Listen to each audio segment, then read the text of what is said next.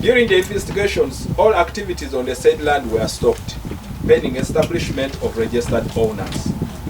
After arresting 12 suspects who were found on the land carrying out activities on behalf of the registered owners,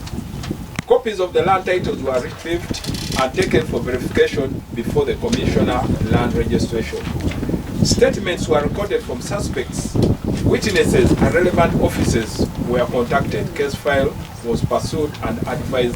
given by the resident district attorney. Police findings as follows. 1. M131 does not exist in b'eNjeru municipality, but is located in Nasuti in Mukono municipality district. Mukono district. Number 2. The land complained about comprises in plot 1 or plots M53A, M5C, M557 and M58, measuring 24.486 hectares and formerly leased to Henry Kasaija Magumba Chemba b'eNjeru Town Council in 1967 for 51 years, which lease expired on 31st July 2018. Third, after expiry, the land was relocated to b'eNjeru District Land Board to other users.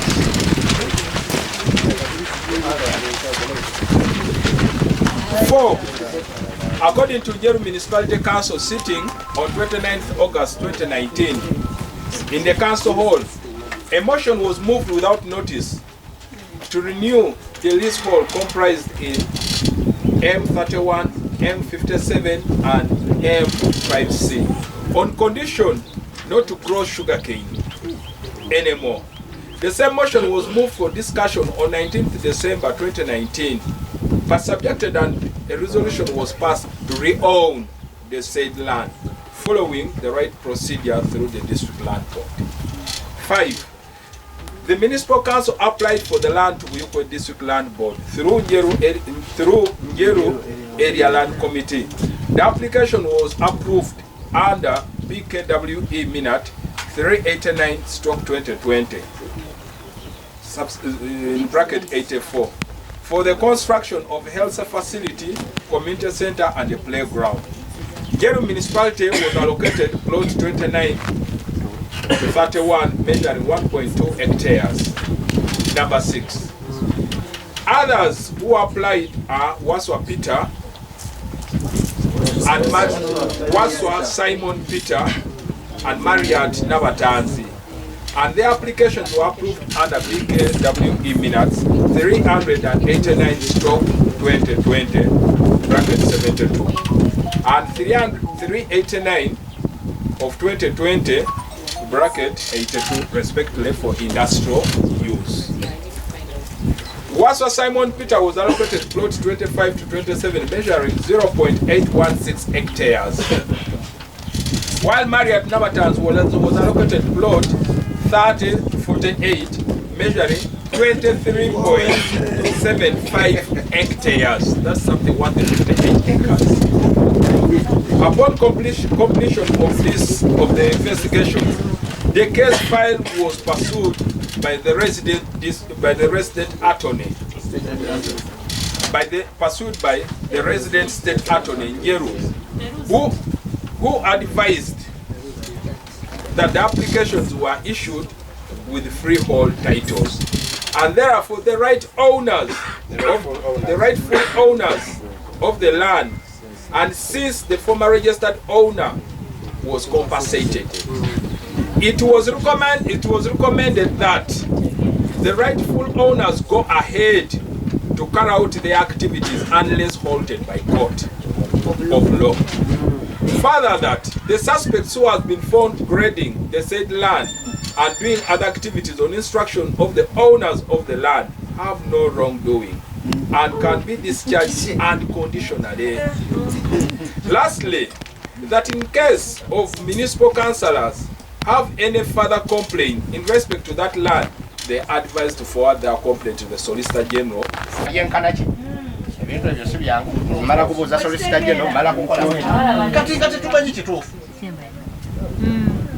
Faba mutwakola ogwaffe tubaviiridde tuvuddewo tugenze mu birala ate batuteeka ku ballot paper. Ate MP kankujukize ne kano. Mwami Jimmy yongerako ne kano akabatuwa batugamba nti ate weeri kati si waffe. Oluku olulala oluli mu Njeru be bantu okuteeka projekiti za gavumenti ku mataka wulide ge baamala okutuuza. Ne bamala okuteekako ne bajja ne bagamba abo nti aha kati complaining ey'abatuwa twagizimbye watali naye nga baba bakimanyi. So kati be baagala okufiiriza ki gavumenti. Maybe ebintu si byakudda mu bantu kwerungi olw'okuba ng'oyogera nnyo mu mawulire olw'okuba okola ki. Let's come out twogere amazima nga bwe gakola ki nga bwe gafaanana. Kati n'ettaka baayazadde era njagala okutegeeza honorable minister if these councillors njakkaaka bagambe semmambo singa tebaavaayo kambabuulire n'ezeekenya temwali zifunye. temubakulira mu ngalo okusooka baliko kweri amuteringiyo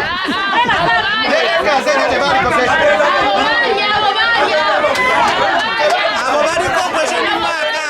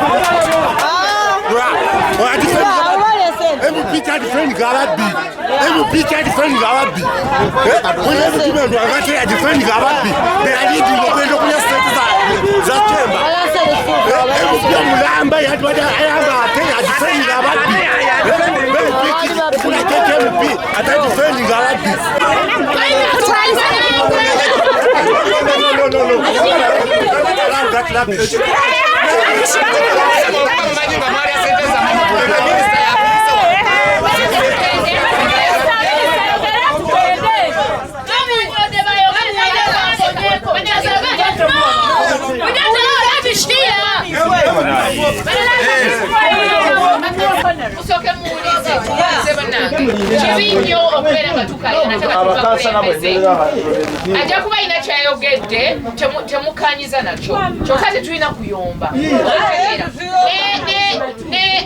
ne meya ajja kwedifendinga because kati wano tuli wano ng'abakulembeze badde nsaba bakamera ebintu ebyo temugenda biteeka ku mawulire mukole ebirala kyokka ebyo temubiteeka ku mawulire kuba mweswaza nebakansala abakwata videos mweswaza mulirize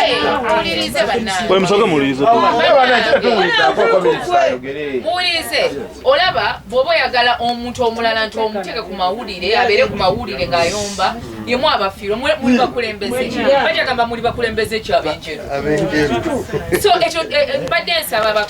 abakamera n'obuwombeefu bungi ebintu ebyo bibaddewo tetukola ki because nabadde nsobola okuyita abantu ba bulijjo ne babeera mu lukiiko bati mpise bakulembeze olwokuba naffe mmanyi nti muli bakulembeze mwina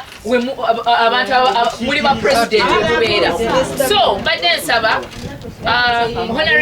honorable MP ayogedde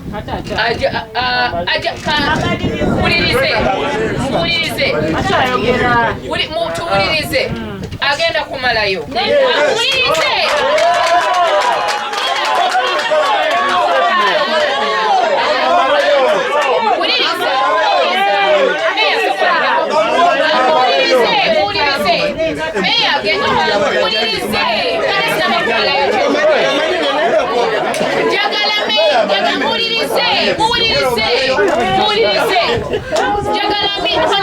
Honorable, amazita abadayogera.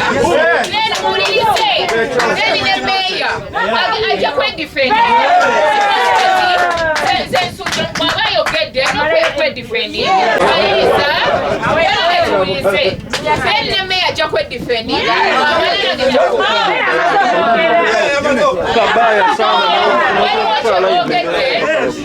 Waliwo kyayogedde.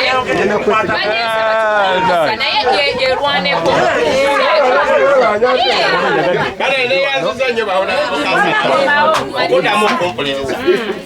Bana is a senior statement in China.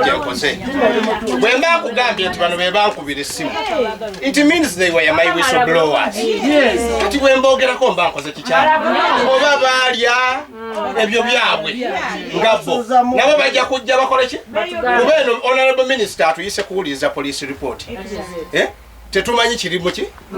baba ejja kubajjayo nti asani negundi mwakola ki mwakola statement ada ekitibwa mayor I respected you know yogeranga nsi sese kuyomba so members I'm just telling you reality ekyaliwo sije ekimpisiza mu lukiiko mu I'm not attacking anyone wetuwe kyomanyi so yeah, Honorable Minister, njagala okumaliriza ebigambo byange nga nkubuulira nti obuzibu bwonna buva mu district land board era nzijukira olunaku lwe waleeta Honorable n'abakooba twali tuwininze nga district land board ye activities zayo ziri halted but I don't know what went wrong ate ne baddamu ne babakkiriza okukola ki kuba abantu bano bagenda mu maaso ne bawa n'abatanzi maliyati n'oluyati ekyapa ng'ensonga zino zikyali mu kooti agondi muzeyi kyemba ng'atutte njeru munisipalite ne land board mu kooti kyali kya bumenyi bw'amateeka ate okwaloketinga ettaka ne baliwo omuntu mbuye owuna waalyo ng'ensonga zikyaliwa kyenjagala okumanya meeya kyatayogeddeeko omusango baagujjayo njeru tebakyagivunaana mu kooti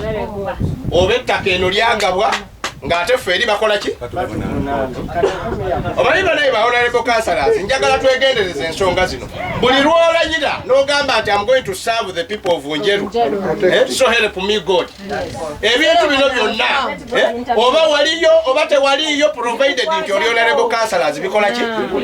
bikukwatako bujja kuca ku maca bakwate Njeru municipal council bagitwale mu kooti batuwangula omusango nga tulina okusasula omuntu oyo anaaba akoze eki atuwangudde so bwe tunaaba tumusasudde tujja kuba tufiiriza ki kanso yaffe ng'abakulembeze so it is very important ffe ng'abakulembeze okubeera nga buli kimu tukimanyi bwe kikola ki ekitambula tusobole n'okunnyonnyola abantu that is my only request naye nze siina muntu gwezze kudifendinga wano that is my only what request era honorable minister finally nkusaba after here tukwatire wamu nange nja kuyambako tuchekinge district land board ne area land committee eya wano kuba ebizibu byonna gye bikola ki tewali muntu afuna kyapa nga tali recommended by the area land what the area land committee mufuna bulungi awo wekijjo tuyambira okutereeza ebyettaka muki Njeru municipality naye otherwise tujja kusigalamu ebyo walya tewalya nalya saalya gudi olw'ebigambo ebyo mwebale nnyo mwebalire ddala njagala muwulirize ensonga ya Njeru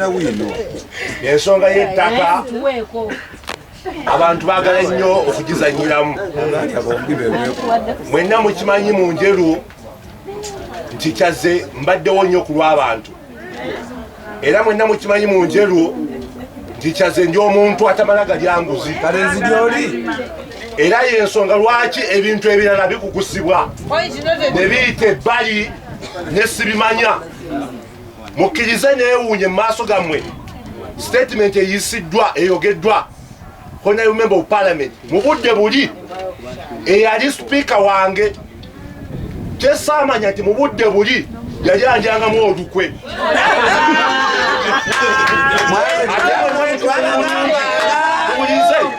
mukimanyi bulungi nti okubeera kwe sipiika yali kyazze namuteekamu ensimu yanjagala anyambe tutaase ebintu ebimu tutaase ebintu ebikolaki kati neewuunya febe nyini nga kanso muwulize febe nyini nga kanso twalina obwetaavu okubeera nga tufuna ettaka twalina obwetaavu okubeera nga tufuna ettaka erigenda okuzimbibwako Modern Vocational Institute eyali etuweereddwa ba Joban Group of Companies. Bwe tutandika okunoonya ettaka ne tukizuula nti tulina ettaka erya public nga tumaze okukwatagana n'Ennyenga division ne batulaga nti mu kitundu ekyenjala egobye waliwo ettaka erya public. Bwe tumala okukizuula ne tugamba katufune district surveyor ajja tuzuulire oba mu kitundu ekyo waliwo public land. Surveyor ne tumuyita ajje abeere nga atuzuula ettaka. Surveyor oyo olulimi lwe yakola n'avaayo n'atuwa report nti ffe tetulinaawo ttaka mu kitundu ekyo. Bwe twali tulowooza nti waliwo ki ettaka kyesaamanya nti surveyor yalina okwekobaana n'abamu ku bakozi ba gavumenti ne bakansalazi era nkiwulira lwaleero luno nga sipiika wange ataavaayo agamba nti waaliwo ettaka mu budde walibwa lya ekazi 7 era n'avaayo n'agamba nti ne dipute wange eyali vice chairman wange yali agabayako ekazi meka kyewali agamuza ŋŋanda. Ebyo ebimu binatuuka ngaokuvu omanyi oyinza okubeera ng'oli meya naye nga bakwetoolodde misota nga bakwetoolodde beekobaana neki n'ate n'abantu abakyamu kyesaamanya. Sipiika wange ng'omukulembeze ng'ate akimanyi bulungi nnyo okubeera sipiika yali kyazze yali butereevu ng'avunanyizibwa okuvayo okumpa amawulire nti meeya ettaka wali bamaze okulisurveyinga liri ekazi 7 naye bagula kugamba 4 ng'omukulembeze kiringa mukulu odeba n'obeera ne sipiika woono omukyala n'atavaayo okubbirako kyama ate n'asiikira oyo aba munanfuusi. N'olwekyo munsaasi abakulembeze abali wano nti nalina abakulembeze mu budde obwo abatanganga byama kyamanyi waffe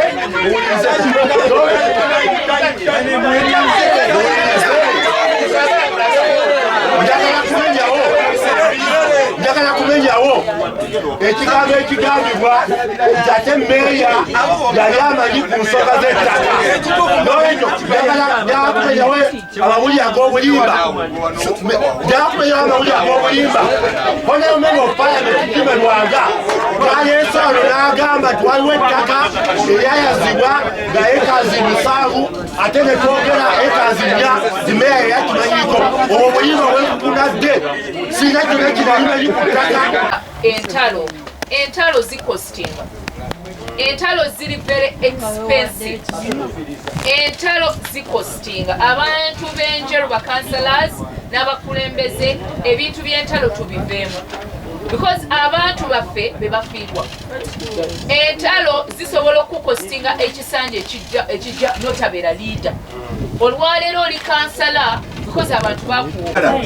Bano bonna Madam Minister wali tonnayingiramu kabeera ono MP munno kabeera ono meeya ono yali Tanzania nga tanyega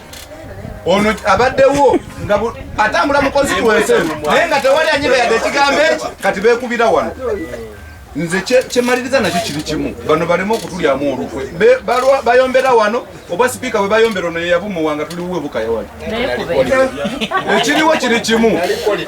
ekiriwo Honorable Minister nti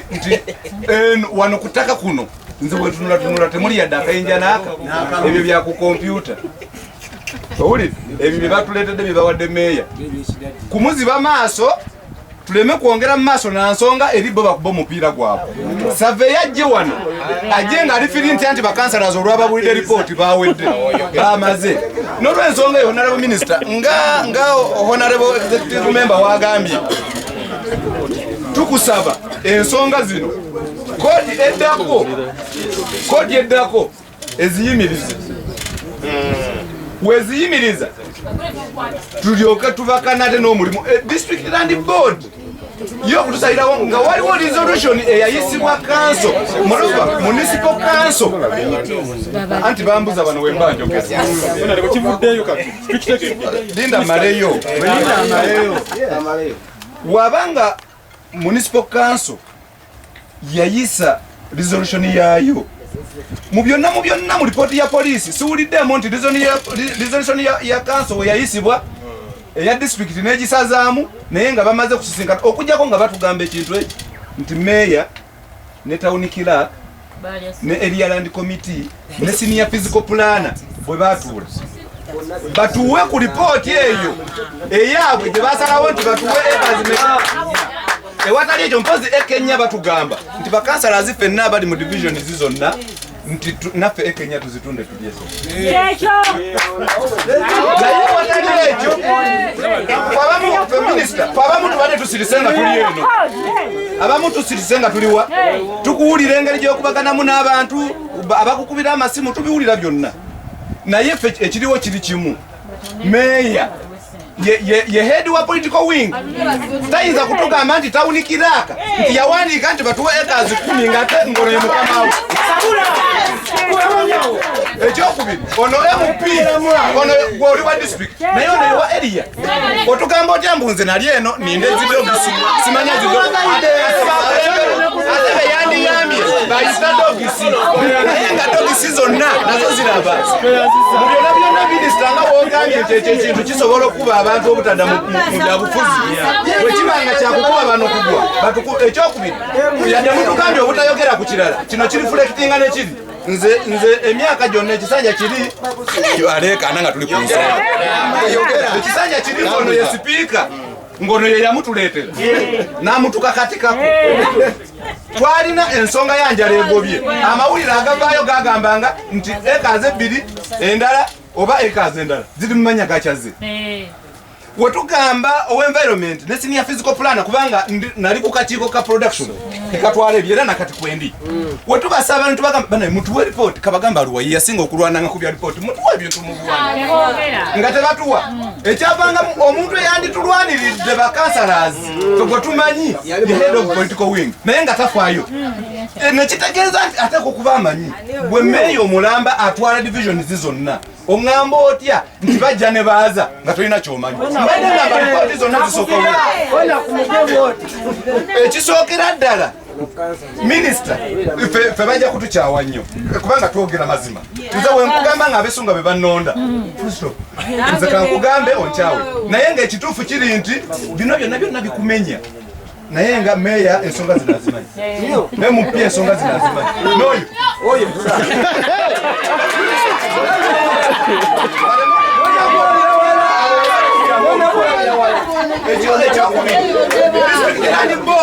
toyinza kuŋŋamba nti egenda kukola wano omulimu nga meya tamanyi nga meya wetwali kugombolola nga ye chairperson yayisa resolution n'agamba era nze yali chairperson wa finance committee n'agamba ebigambo by'ettaka byonna bimalayita mu ofiisi yange kakati ye meya lwaki atulimba ebbanga lyonna agambye nze asinga okulwanirira ab'ettaka ebbanga lino abadde ayogera ki ettaka lino balimanyi era n'ebyapa ebirala wano tuyinza okugamba waliwo omuntu gwatugambye omulala nti bawaako n'omulala ekazi 2 ayinza okuba nga yeye ng'ekyapa wembanga kisoboka nze bawaya kabankyawe ate nomunankyawe naye nze mbabuulirira ddala amazima bano ofiisi eno n'eno n'eri bamanye ettaka lino kyerikola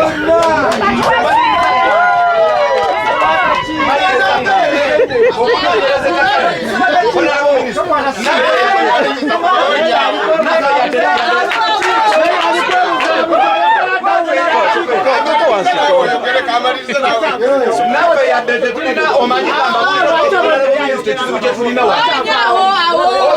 ofiisi zino zirina sitampu zino ofiisi zirina sitampu kabeera ono mbuwandu be basinga okutulyamu waliwo kyamanyi si 5 yazamulagera ne ku ground n'agamba wano public land eruwa asobole okulyamu ekintu kino kirimu gwe ng'ovuddemu muli mujimi oyo omu ne mubeeramu kanaali babiri ne mubeeramu oyo ne mubeeramu oyo ne mubeeramu ne area land committee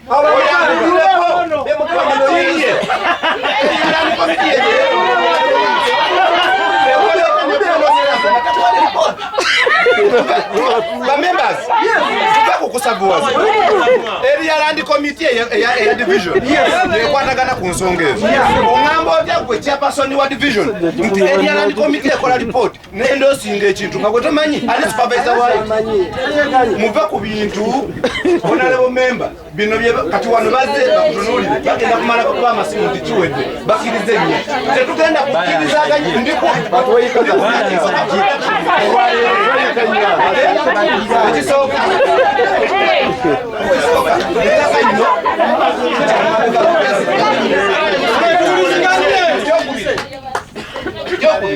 ettaka ly'enjala egobye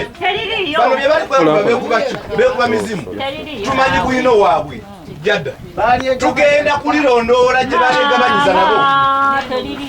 ekyokubiri tayinza kuŋŋamba nga meeya waagambye nti ettaka ly'enjala egobye ate baamala ate ne batugamba liri kidaadiri nze nkusasudde ettaka ojja opimire wano ate ogenda otya ebuziika nkusasula n'olwensonga eyo fe tetukugamba nti komaawo tugenda kulirondoola paka kulasika anti bajja kutusindikira mu batukwata kasitawo oli ojja tujja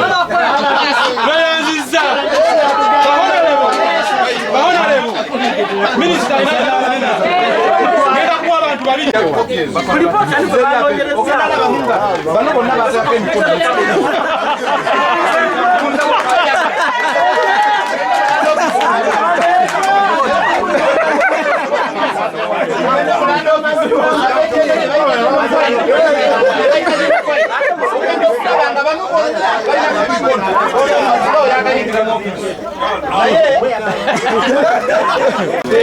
anyumirwa nnyo omuntu aba ayogera nga alina best evidence. Akakiiko kayogerako mu nalonda ke kakiiko kenwanagana nako